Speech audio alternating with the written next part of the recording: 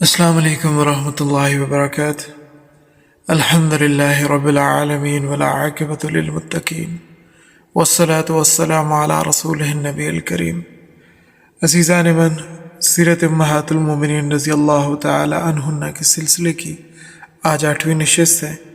ام المومنین سیدہ جویریہ رضی اللہ تعالی عنہ کی سیرت کے بارے میں آج ہم جانیں گے۔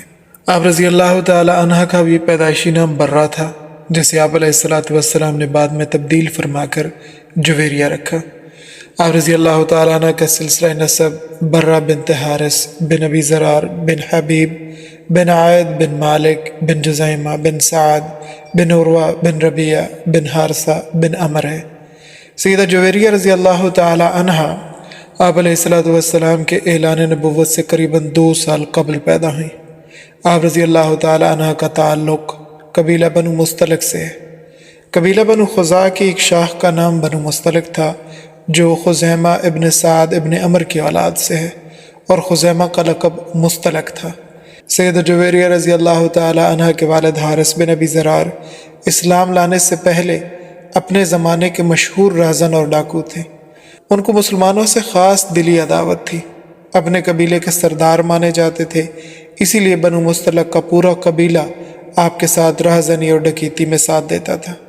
رسول اللہ صلی اللہ تعالی علیہ وآلہ وسلم کے ساتھ ام المومنین سیدہ جویریہ رضی اللہ تعالی عنہ کے نکاح سے پہلے یہ قبیلہ مسلمانوں کے خلاف ہر جنگ کا حصہ رہا، لیکن جب سیدہ جویریہ رضی اللہ تعالی عنہ ام المومنین بنی تو اس قبیلے کے اکثر لوگوں نے اسلام قبول کر لیا اور رہزنی ڈکیتی بھی چھوڑ دی، متمدن اور مہذب زندگی اختیار کر لی، اور اس کے بعد مسلمانوں کے خلاف کسی جنگ میں بھی حصہ نہیں لیا۔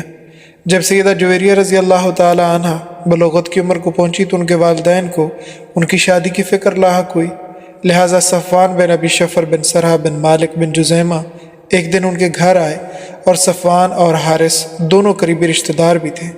صفوان کے دادا سرح اور حارث کے پردادا آئز دونوں مالک بن جزیمہ کے بیٹے تھے۔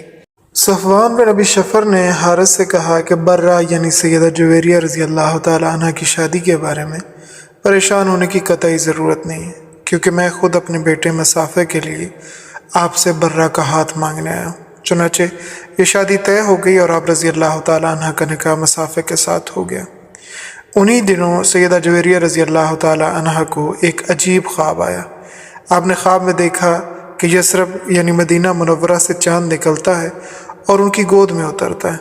خواب چونکہ بہت عجیب و غریب تھا، اسی وجہ سے آپ کی اسی وقت آنکھ کھل گئی، مگر اس کی تعبیر آپ سوچتی رہیں، لیکن آپ نے اس کا تذکرہ کسی سے نہیں کیا، یہاں تک کہ اپنے شوہر مسافر سے بھی اس کا تذکرہ نہیں کیا۔ لیکن کچھ دنوں بعد جب آپ کا نکاح آپ علیہ السلام کے ساتھ ہوا تو آپ نے اپنے خواب کی تعبیر پا لی۔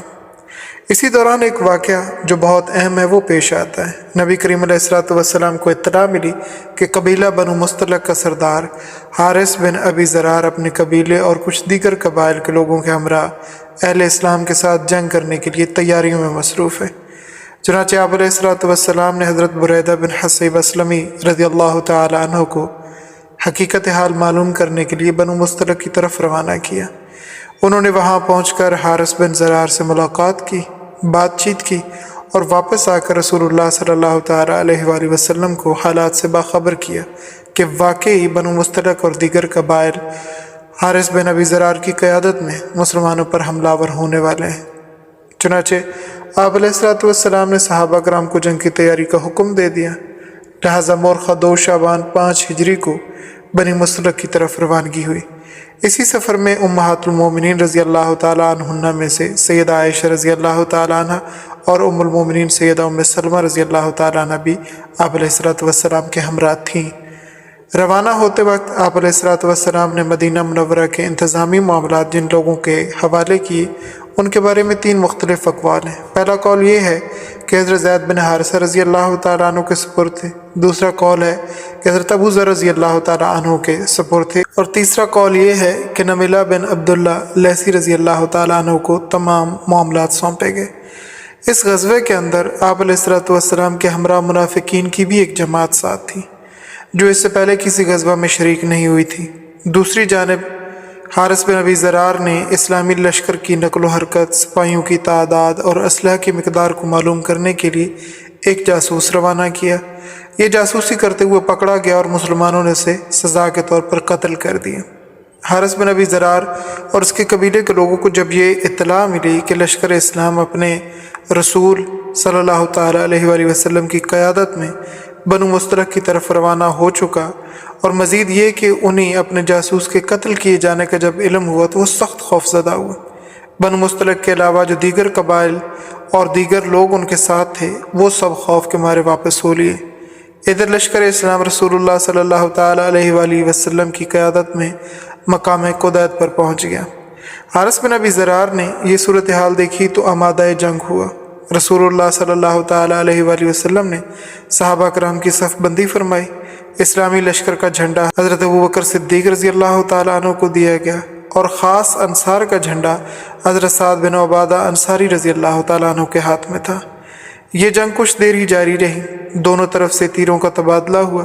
اس کے بعد رسول اللہ صلی اللہ تعالیٰ علیہ وآلہ وسلم کے حکم کے مطابق صحابہ کرام رضوان اللہ تعالیٰ علیہ مجمعین نے یک بارگی حملہ کیا اور بنو مستلق کے قدم اکھڑ گئے۔ مسلمان فتح یاب ہوئے، مشرکین نے شکست کھائی۔ بنو مستلق کے 11 آدمی جہنم واصل ہوئے، جن میں سیدہ جویریہ رضی اللہ تعالیٰ عنہ کے پہلے شوہر مصعب بن صفوان بھی شامل تھے، اور 600 کے قریب گرفتار ہوئے۔ ان قیدیوں میں بنو مستلق کے سردار حارث بن ابی ذرار کی بیٹی برہ یعنی سیدہ جویریہ رضی اللہ تعالیٰ عنہ بھی شامل تھی۔ مسلمانوں میں سے صرف ایک صحابی حضرت شام بن صباح رضی اللہ تعالیٰ عنہ شہادت پر فائز ہوئے، یہ بھی ایک شبہ کی وجہ سے شہید ہوئے۔ ایک انصاری صحابی کو ان کی پہچان نہ ہو سکی، انہوں نے سمجھا کہ شاید دشمن کا کوئی آدمی ہے، بس یہی مغالطے میں وہ ان کو قتل کر بیٹھے۔ حارث بن ابی ذرار اور دیگر چند لوگوں نے راہ فرار اختیار کی اور بھاگ نکلنے میں کامیاب ہوئے۔ اس جنگ میں مسلمانوں کو 2000 اونٹ، 5000 بکریاں مال غنیمت میں ملی، اور 200 گھروں کے 600 مرد، عورتیں اور بچے اسیر ہوئے۔ مال غنیمت کو مجاہدین میں بانٹ دیا گیا اور قیدیوں کو لوگوں میں بانٹ دیا گیا۔ انہی قیدیوں میں سے حارث بن ابی ذرار کی بیٹی برہ بھی موجود تھی، یعنی سیدہ جویریہ رضی اللہ تعالیٰ عنہ۔ سیدنا ثابت بن قیس بن شماس رضی اللہ تعالیٰ عنہ یا ان کے چچا زاد کے حصے میں آئیں، چنانچہ جویریہ نے اپنے بارے میں مکاتبت کر لی۔ مکاتبت اس غلام اور مکاتبہ اس لونڈی کو کہتے ہیں جو اپنے مالک سے یہ طے کر لے کوئی ایک مقررہ رقم مالک کو ادا کر کے آزاد ہو جائے گی یا آزاد ہو جائے گا۔ سیدہ عائشہ رضی اللہ تعالیٰ عنہ فرماتی ہیں کہ سیدہ جویریہ رضی اللہ تعالیٰ عنہ بہت حسین خاتون تھی۔ یہ رسول اللہ صلی اللہ تعالیٰ علیہ وآلہ وسلم کے پاس اپنی مکاتبت کے سلسلے میں تشریف لائیں۔ سیدہ عائشہ رضی اللہ تعالیٰ عنہ فرماتی ہیں کہ میں نے دیکھا جویریہ دروازے میں کھڑی ہوئیں اور کہنے لگیں، اے اللہ کے رسول، میں حارث کی بیٹی جویریہ ہوں، میرا معاملہ آپ سے مخفی نہیں ہے کہ میں جنگی قیدی ہوں اور لونڈی بنائی گئی ہوں۔ میں ثابت بن قیس بن شماس کے حصے میں آئی ہوں، میں نے ان سے اپنے بارے میں مکاتبت کر لی ہے، میں آپ کی خدمت میں اس لیے حاضر ہوئی ہوں کہ اس بارے میں میرے ساتھ تعاون فرمائیں۔ آپ صلی اللہ تعالیٰ علیہ وآلہ وسلم نے ان کی ساری بات سنی اور اس کے بعد فرمایا، کیا تم اس سے بہتر معاملہ پسند نہیں کرتی؟ انہوں نے کہا، اللہ کے رسول وہ کیا ہے؟ آپ علیہ السلام نے فرمایا کہ ہم تمہاری طرف سے ساری رقم ادا کر دیتے ہیں، اور ساتھ آپ صلی اللہ تعالیٰ علیہ وآلہ وسلم نے ان کو نکاح کا پیغام بھی دیا۔ انہوں نے کہا کہ میں راضی ہوں۔ علامہ ذہبی رحمہ اللہ تعالیٰ علیہ نے لکھا ہے کہ سیدہ جویریہ رضی اللہ تعالیٰ عنہ نے اسی وقت اسلام قبول فرمایا، اور قبول اسلام کے بعد نبی کریم علیہ السلام نے حضرت جویریہ رضی اللہ تعالیٰ عنہ کی طرف سے رقم ادا کی، اور آپ رضی اللہ تعالیٰ عنہ کو اپنی ازواج مطہرات میں شامل فرما کر ام المومنین سیدہ جویریہ رضی اللہ تعالیٰ عنہ بنا دیا، اور حق مہر کے طور پر ان کے قبیلے کے 40 غلام آزاد فرمائے۔ حضرت عمر رضی اللہ تعالیٰ عنہ فرماتے ہیں کہ نبی کریم علیہ السلام نے سیدہ جویریہ رضی اللہ تعالیٰ عنہ کو بھی حجاب کا حکم دیا، اور باقی ازواج مطہرات کی طرح ان کے لیے بھی باری مقرر فرمائی۔ یہاں پر یہ چیز قابل وضاحت ہے کہ حضرت عمر رضی اللہ تعالیٰ عنہ نے جو یہ فرمایا کہ آپ علیہ السلام نے حضرت جویریہ رضی اللہ تعالیٰ عنہ کو بھی حجاب کا حکم دیا، تو اس بات کو سمجھنے کے لیے اس کا پس منظر سمجھنا ضروری ہے۔ جب پردے کے احکام نازل ہوئے تو آزاد عورت اور باندی کے اندر فرق تھا، اور فرق کرنے کے لیے یوں کیا جاتا تھا کہ آزاد عورت مکمل پردہ کرتی، جبکہ لونڈیوں کو چہرہ کھلا رکھنے کی اجازت تھی۔ حضرت عمر رضی اللہ تعالیٰ عنہ کی بات کا مطلب یہ ہے کہ سیدہ جویریہ رضی اللہ تعالیٰ عنہ نبی کریم علیہ الصلوۃ والسلام کی لونڈی نہیں تھیں، بلکہ آپ علیہ الصلوۃ والسلام نے پہلے انہیں آزاد فرمایا پھر نکاح فرمایا۔ چونکہ یہ پردہ کا حکم دینے والی بات ام المومنین سیدہ صفیہ رضی اللہ تعالیٰ عنہ کے حالات زندگی میں بھی آ رہی ہے، اسی لیے یہاں اس کی وضاحت کر دی ہے تاکہ وہاں بھی سمجھنے میں آسانی رہے۔ ام المومنین سیدہ جویریہ رضی اللہ تعالیٰ عنہ کے والد حارث بن ابی زرار کو کسی نے یہ اطلاع دی کہ برہ کو لونڈی بنا لیا گیا، یعنی سیدہ جویریہ رضی اللہ تعالیٰ عنہ کو لونڈی بنا لیا گیا، تو حارث بن ابی زرار اپنی بیٹی کی رہائی کے لیے بہت سارا مال و اسباب اونٹوں پر لاد کر مدینہ منورہ کی طرف عازم سفر ہوئے۔ ان اونٹوں میں 2 اونٹ حارث کو بہت پسند تھے، چنانچہ دوران سفر انہوں نے وہ 2 اونٹ مقام عقیق پر گھاٹی میں باندھ دیے اور باقی مال و اسباب سے لدے اونٹ لے کر مدینہ پہنچے۔ آپ علیہ الصلوۃ والسلام کی خدمت میں حاضر ہوئے اور عرض کی، میری بیٹی آپ کی قید میں ہے، میں اس کی رہائی کے لیے یہ مال و اسباب لایا ہوں، آپ یہ لے لیں اور میری بیٹی کو آزاد فرما دیں۔ اسی دوران اللہ تعالیٰ نے آپ علیہ الصلوۃ والسلام کو بذریعہ وحی خبردار کیا کہ حارث نے فلاں مقام پر 2 اونٹ چھپا دیے۔ چنانچہ آپ علیہ الصلوۃ والسلام نے فرمایا، 2 اونٹ جو آپ چھپا کر آئے ہیں وہ کہاں ہیں؟ حارث بن ابی زرار نے جب یہ سنا تو بہت حیرت زدہ ہوئے۔ انہیں یقین ہو گیا کہ آپ علیہ الصلوۃ والسلام اللہ تعالیٰ کے سچے پیغمبر ہیں، اللہ تعالیٰ ان پر وحی بھیجتے ہیں۔ چنانچہ انہوں نے بھی اسلام قبول کر لیا، اور روایات میں آتا ہے کہ ام المومنین سیدہ جویریہ بنت حارث رضی اللہ تعالیٰ عنہما کے گھر والے بھائی وغیرہ بھی دولت اسلام سے مالا مال ہو گئے۔ یہاں پہنچ کر حارث بن ابی زرار رضی اللہ تعالیٰ عنہ کو معلوم ہوا کہ میری دختر، میری بیٹی جویریہ رضی اللہ تعالیٰ عنہ سے نبی کریم علیہ الصلوۃ والسلام نے نکاح فرما لیا، اس پر بے حد خوش ہوئے۔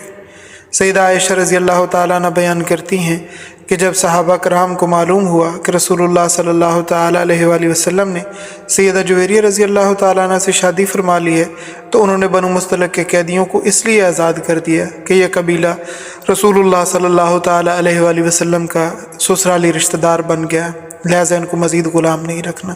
چنانچہ محدثین نے لکھا ہے کہ اس موقع پر بنو مستلق کے 100 خاندان آزادی کی نعمت سے بہرہ مند ہوئے۔ اسی لیے سیدہ جویریہ رضی اللہ تعالیٰ عنہ کے ام المومنین بننے پر سیدہ عائشہ رضی اللہ تعالیٰ عنہ فرماتی ہیں کہ میں نے جویریہ سے بڑھ کر کسی عورت کو اپنے قبیلے کے لیے باعث رحمت نہیں پایا۔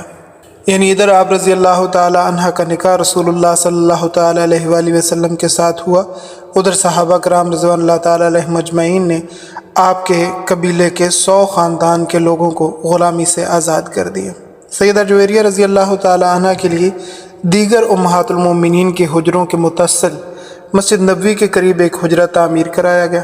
اس کی دیواریں کچی اینٹوں کی اور چھت کھجوروں کی شاخ سے بنائی گئی تھی جسے گارے سے لیپ دیا گیا تھا۔ دروازے پر اونی ٹاٹ کا ایک پردہ بھی لٹکا ہوا تھا۔ سیدہ جویریہ رضی اللہ تعالی عنہ نے ایک بار جناب نبی کریم صلی اللہ تعالی علیہ وآلہ وسلم سے عرض کی، یا رسول اللہ، آپ کی دیگر ازواج فخر کرتی ہیں۔ آپ علیہ الصلوۃ والسلام نے پوچھا کس بات پر؟ آپ رضی اللہ تعالیٰ عنہ نے عرض کی کہ زیادہ حق مہر پر۔ آپ علیہ الصلوۃ والسلام نے فرمایا، کیا میں نے آپ کے حق مہر میں زیادہ رقم ادا نہیں کی؟ کیا میں نے آپ کی قوم کے 40 غلام آزاد نہیں کی؟ سیدہ جویریہ رضی اللہ تعالی عنہ نہایت عبادت گزار، تقوی و للہیت، قناعت پسند، پیکر صبر و رضا اور جود و سخا میں بہت آگے تھیں۔ اللہ کریم نے آپ رضی اللہ تعالی عنہ کو تمام عمدہ اور صاف عطا فرمائے تھے۔ ایک دن آپ علیہ الصلوۃ والسلام نماز فجر کے بعد سیدھے حضرت جویریہ رضی اللہ تعالی عنہ کے پاس سے باہر تشریف لائے تو اس وقت وہ اپنے مصلی پر بیٹھی عبادت میں مشغول تھیں۔ آپ صلی اللہ تعالی علیہ وآلہ وسلم کافی دیر بعد جب دوبارہ ان کے پاس تشریف لائے تو ان کو بدستور مصلی پر بیٹھے ہوئے دیکھا، مصروف عبادت تھیں۔ آپ صلی اللہ تعالی علیہ وآلہ وسلم نے فرمایا، جب سے میں باہر گیا ہوں کیا تم اسی وقت سے اس جگہ یوں ہی مصروف عبادت ہو؟ آپ رضی اللہ تعالی عنہ نے عرض کی، جی ہاں یا رسول اللہ۔ آپ صلی اللہ تعالی علیہ وآلہ وسلم نے فرمایا، میں جس وقت سے تمہارے یہاں سے اٹھ کر گیا ہوں میں نے 3 مرتبہ 4 کلمے ایسے پڑھے ہیں، اگر ان کا موازنہ آپ کی عبادت کے ساتھ کیا جائے تو وہ 4 کلمات فضیلت کے اعتبار سے بڑھ جائیں گے۔ آپ رضی اللہ تعالیٰ عنہ نے عرض کی، یا رسول اللہ مجھے بھی وہ کلمات سکھلا دیں۔ چنانچہ آپ علیہ الصلوۃ والسلام نے ارشاد فرمایا، سبحان اللہ و بحمدہ عدد خلقہ و رضا نفسہ و زینت عرشہ و مداد کلماتہ۔ آپ علیہ الصلوۃ والسلام نے ان کلمات کو تعلیم فرمایا اور آپ علیہ الصلوۃ والسلام کے ان کلمات کے بتانے کا مقصد یہ تھا کہ آپ روز کے اذکار میں ان کلمات کو بھی شامل فرما لیں۔ سیدہ جویریہ رضی اللہ تعالیٰ عنہ کے پاس ایک دن رسول اللہ صلی اللہ تعالیٰ علیہ وآلہ وسلم تشریف لاتے ہیں۔ آپ نے پوچھا کیا کچھ کھانے کو ہے؟ تو آپ رضی اللہ تعالیٰ عنہ نے عرض کی میری کنیز میں صدقے کا کچھ گوشت دیا ہے، بس وہی موجود ہے۔ رسول اللہ صلی اللہ تعالیٰ علیہ وآلہ وسلم نے فرمایا لے آئیے، جس کو صدقہ دیا گیا اس کو پہنچ گیا۔ یہاں یہ بات سمجھنے کے لیے ہے کہ خاندان بنی ہاشم کے لیے براہ راست صدقہ لینا یا صدقے کی کوئی چیز کھانا یا پینا جائز نہیں ہے۔ ہاں اگر صدقہ دینے والا ہاشمی خاندان کے علاوہ کسی اور خاندان کے شخص کو صدقہ دے، پھر وہ شخص ہاشمی خاندان کے شخص کو ہدیہ میں وہی چیز دے دے، تو اب ہاشمی خاندان والے کے لیے وہ لینا بھی جائز ہے، کھانا پینا بھی جائز ہے۔ سیدہ جویریہ رضی اللہ تعالی عنہا نے 65 سال کی عمر میں 50 ہجری ربیع الاول کے مہینے میں وفات پائی۔ مدینہ منورہ کے حاکم مروان بن حکم رحمہ اللہ تعالی علیہ نے نماز جنازہ پڑھائی اور آپ کو جنت البقیع میں سپرد خاک کیا گیا۔ انا للہ و انا الیہ راجعون۔